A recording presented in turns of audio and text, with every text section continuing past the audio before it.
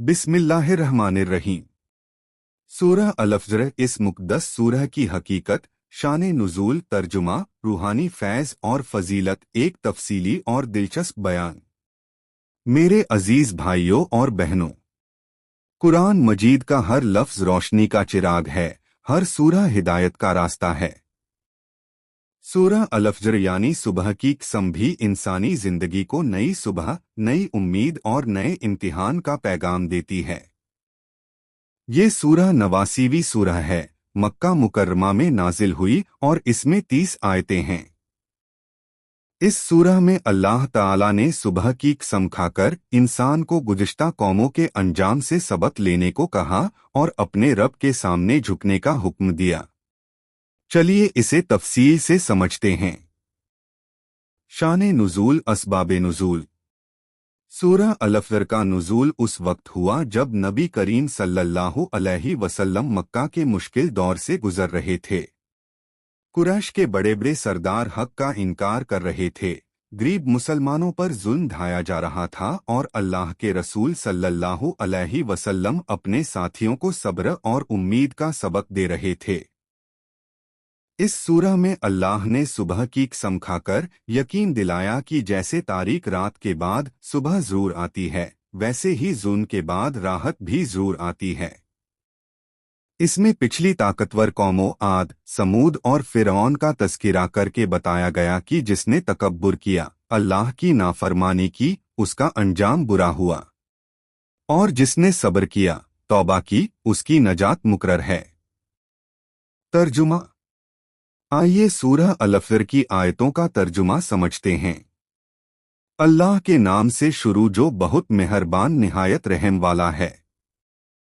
1 कसम है फज्र, सुबह की। 2 और 10 रातों की। 3 और शफ़ और वत्र की। 4 और रात की जब वो चल दे। 5 क्या इसमें अक्ल वालों के लिए कसम नहीं। 6 क्या तुमने नहीं देखा तुम्हारे रब ने आद कौम के साथ क्या किया। 7 इरम आद, वो जिनके खंभे बड़े बुलंद थे। 8 जिन जैसा कोई शहरों में पैदा न हुआ। 9 और समूद को जिन्होंने वादियों में पत्थर तराशे। 10 और फिरौन को जो खूंटी वाला था। 11 जिन्होंने मुल्क में सरकशी की। 12 और वहां बहुत फसाद फैलाया। 13 तो तुम्हारे रब ने उन पर अजाब की कोड़े बरसा दी। 14 बेशक तुम्हारा रब घात में है। 15 फिर इंसान जब उसे उसका रब आजमाता है और उसे इज्जत और नेमत देता है तो कहता है मेरा रब मुझे इज्जत दे रहा है। 16 और जब उसे आजमाता है और उसकी रोजी तंग करता है तो कहता है मेरा रब मुझे ज़लील कर रहा है। 17 हरगिज नहीं, बल्कि तुम यतीम का इकराम नहीं करते। 18 और ना मिस्कीन को खिलाने की तरगीब देते हो। 19 और विरासत को पूरी तरह निगल जाते हो। 20 और माल से बहुत मोहब्बत रखते हो। 21 हरगिज नहीं, जब धरती टुकड़े टुकड़े कर दी जाएगी। 22 और तुम्हारा रब फरिश्तों के सफ बंधे हुए आ जाएंगे। 23 और जहन्नम भी उस दिन सामने लाई जाएगी, उस दिन इंसान समझेगा लेकिन उस समझ का उसे क्या फायदा। 24 वो कहेगा काश मैं अपनी जिंदगी के लिए कुछ आगे भेज देता। 25 उस दिन न कोई उसके जैसे सजा देगा। 26 न कोई उसके जैसे बांधेगा। 27 ए इत्मीनान वाली जान। 28 अपने रब की तरफ लौट चल, तू उससे राजी, वो तुझसे राजी। 29 तो मेरे बंदों में दाखिल हो जा। 30 और मेरी जन्नत में दाखिल हो जा। आगे चलकर अल्लाह ताला फरमाता है कि इंसान को अपनी ताकत और दौलत पर गुमान नहीं करना चाहिए।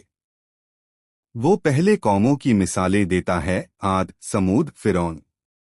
फिर इंसान के हालात बयान करता है, जब उसे रब आजमाता है तो खुश होता है और जब रब तंगदस्ती में डालता है तो शिकवा करता है। लेकिन इंसान को चाहिए कि मिस्कीनों का हक दे, यतीमों पर रहम करे और दुनियावी दौलत के घमंड में ना रहे। आखिर में ये मशहूर आयत आती है, اے اطمینان والی جان، اپنے رب کی طرف لوٹ چل، تو اس سے راضی، وہ تجھ سے راضی۔ تو میرے بندوں میں داخل ہو جا اور میری جنت میں داخل ہو جا۔ یہ آیات مومن کے لیے بے شمار امید اور اطمینان کا پیغام ہیں۔ روحانی وظیفہ۔ وظیفہ: اگر آپ پریشانی، تنگی یا کسی مشکل میں پھنسے ہوں تو ہر روز سورہ الفجر کی تلاوت فجر کی نماز کے بعد کریں۔ پھر 7 بار یا ایتھا النفس المطمئنہ پڑھ کر دعا کریں۔ اے اللہ، میرے دل کو اطمینان دے، میری مشکل کو آسان کر، میرے غم کو دور کر اور مجھے اپنی جنت میں داخل ہونے والوں میں کر۔ روحانی فیض، روحانی برکتیں۔ سورہ الفجر کے تلاوت سے دل کو اطمینان ملتا ہے۔ یہ سورہ انسان کو یاد دلاتی ہے کہ رات چاہے کتنی ہی تاریک ہو، اللہ کی رحمت سے صبح ضرور ہوتی ہے۔ اسے پڑھنے سے انسان کے اندر امید زندہ رہتی ہے۔ مفسرین بتاتے ہیں کہ جو شخص پریشانی میں ہو، مصیبت میں پھنسا ہو، دشمنوں سے گھرا ہو، وہ سورہ الفجر کی تلاوت کرے اور اللہ سے مدد مانگے تو اللہ اس کے لیے راستے کھول دیتا ہے۔ مفتی صاحبان بتاتے ہیں کہ سورہ الفجر کی آیت یا ایتھا النفس المطمئنہ کو بار بار پڑھ کر روحانی سکون حاصل کیا جا سکتا ہے۔ اس سورہ سے یہ تعلیم بھی ملتی ہے کہ تخت و تاج، طاقت و دولت کسی کام کی نہیں جب تک انسان اللہ کا نافرمان ہے۔ یہ سورہ بتاتی ہے کہ صبر اور شکر انسان کو اللہ کے قریب کر دیتے ہیں۔ فضیلت، قبولیت اور برکتیں۔ سورہ الفجر کی کئی فضیلتیں احادیث میں بیان ہوئی ہیں۔ حضرت امام جعفر صادق رحمۃ اللہ علیہ سے روایت ہے کہ جو شخص سورہ الفجر کو اپنی فرض نمازوں میں پڑھتا ہے، وہ قیامت کے دن حضرت حسین رضی اللہ عنہ اور ان کے اہل بیت کے ساتھ ہوگا۔ ایک روایت کے مطابق نبی کریم صلی اللہ علیہ وسلم نے فرمایا کہ سورہ الفجر پڑھنے والا دنیا میں بھی محفوظ رہتا ہے اور موت کے وقت اس پر موت کی سکرتیں آسان کر دی جاتی ہیں۔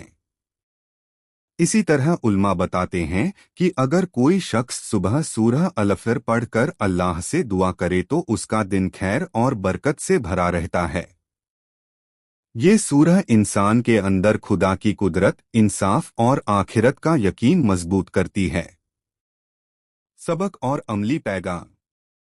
میرے پیارے بھائیوں اور بہنوں، سورہ الفجر ہمیں سکھاتی ہے کہ اللہ کی قسمیں یوں ہی نہیں ہیں۔